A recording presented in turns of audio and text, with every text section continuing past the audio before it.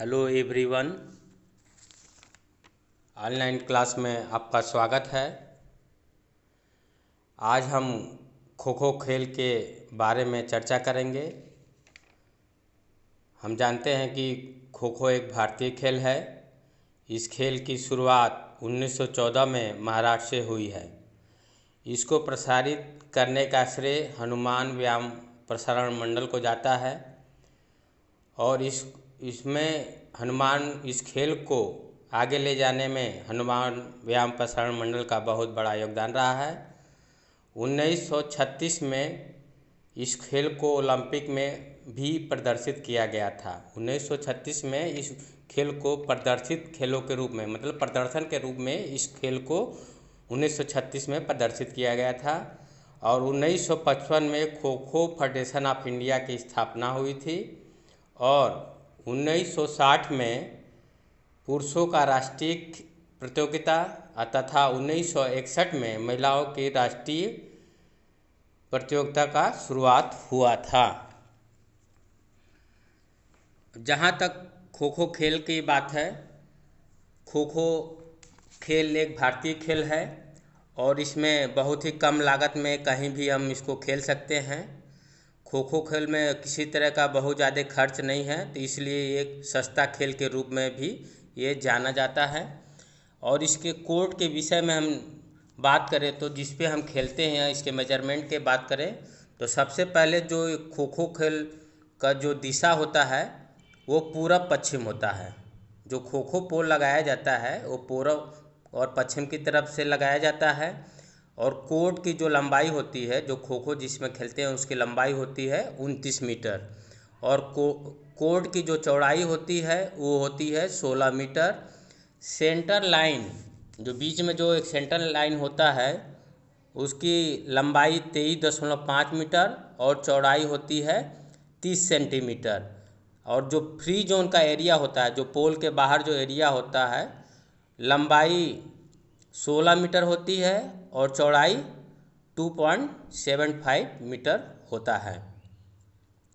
पोल के बाद प्रथम आयत की चौड़ाई जो होती है 2.5 मीटर होता है। अन्य आयतों की चौड़ाई मतलब एक जो पोल के बाद जो पहला खाना होता है वो 2.5 मीटर का आता है और उसके बाद जो अन्य आयत होते हैं, जो अन्य बॉक्स होते हैं 2.30 मीटर का होता है।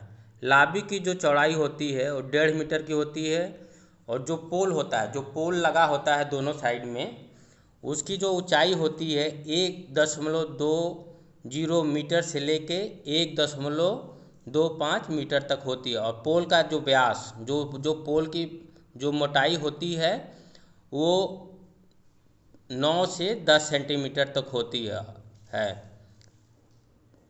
पूरी मार्किंग जो होती है, जो उसका लाइन बना होता है वो लगभग 5 सेंटीमीटर चौड़े, जो लाइन बने होते हैं खो खो खेल के बीच में, उसकी जो होता है वो 5 सेंटीमीटर का होता है। बैठने वाले जो वर्ग होते हैं जिसमें आप देखेंगे कि जो खाने बने हैं 1 2 3 4 5 6 7 8 जो खाने हैं उनका जो वर्ग होता है 35 गुणे 30 सेंटीमीटर होता है।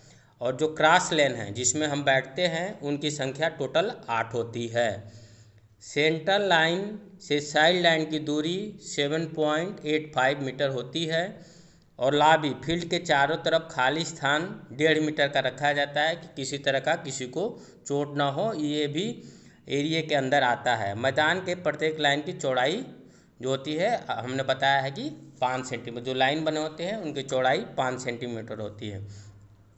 इस खेल का जो संपूर्ण समय है कितने मिनट में खेला जाता है, तो ये टोटल 55 मिनट में एक खेल खेला जाता है जो दो टीमों के मध्य होता है।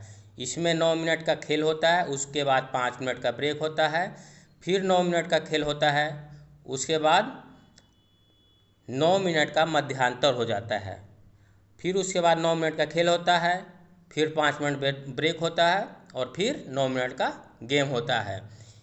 यदि इस समय में खेल बराबर रहता है तो 9-5-9 का एक और पारी होती है, मतलब 9 मिनट का एक पारी होगा, उसमें 5 मिनट का ब्रेक होगा, फिर 9 मिनट की एक पारी होती है, मतलब एक खेला जाता है। यदि इस समय में भी दोनों टीमों का अंतर बराबर रहता है तो 9 मिनट का एक और खेल स्टार्ट किया जाता है। जब चेजिंग टीम पहला अंक अर्जित करती है उसी समय घड़ी को रोक दिया जाता है। चेजिंग मतलब कि जो पीछा करती है उसको अगर एक अंक प्राप्त कर लिया जाता है तो स्टॉप वॉच को रोक लिया जाता था, दूसरी टीम को चेजिंग मतलब रनिंग का अवसर दिया जाता है। और दूसरी जो चेजिंग टीम रहती है पहला अंक प्राप्त करती है तो उस समय को घड़ी को रोक दिया जाता है और नोट कर लिया जाता है। उसके बाद जो टीम ज़्यादा देर तक रनिंग किया करती है अर्थात जो टीम ज़्यादा देर तक पहला अंक करने में कोर्ट में उपस्थित रहती है उसे विजेता घोषित कर दिया जाता है। टाइम आउट, एक इनिंग में मतलब 9 मिनट में एक टीम 30-30 सेकंड के 2 टाइम आउट ले सकती है।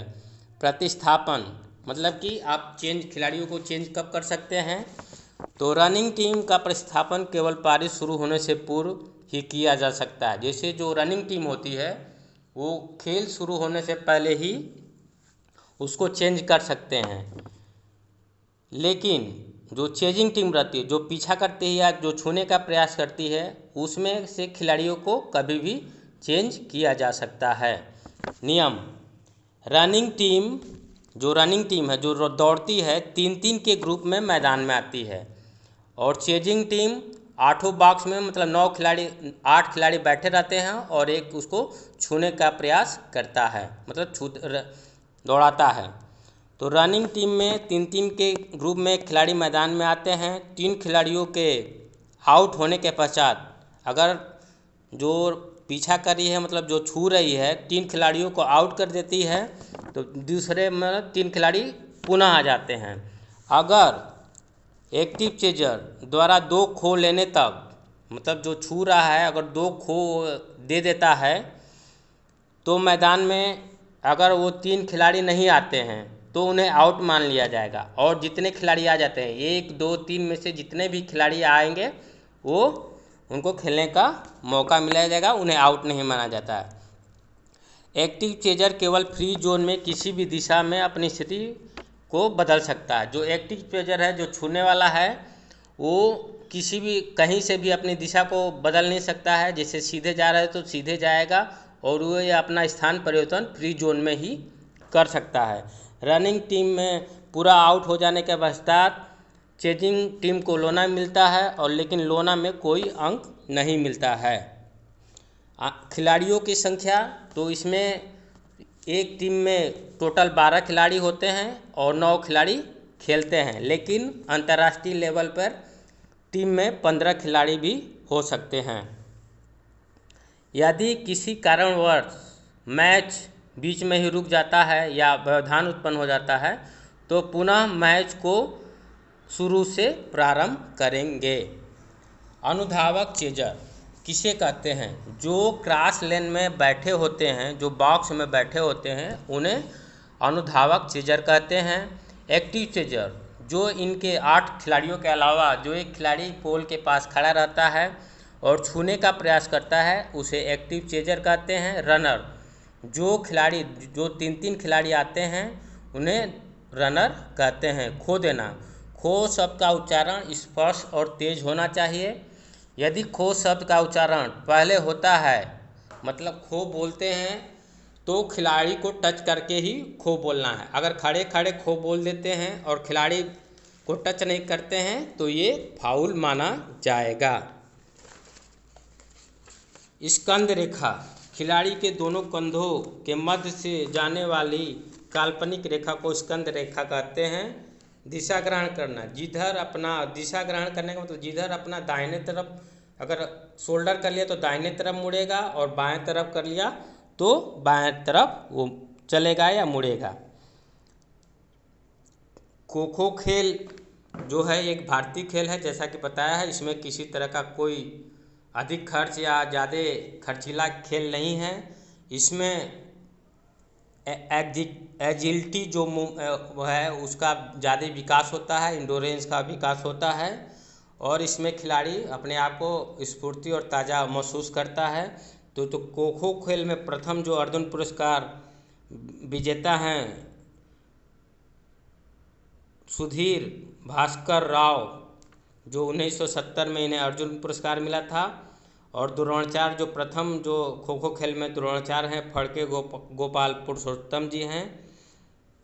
तो इस तरह से आज हमने खो खो खेल के विषय में चर्चा किया और हमने इसका अभ्यास ग्राउंड में किया है।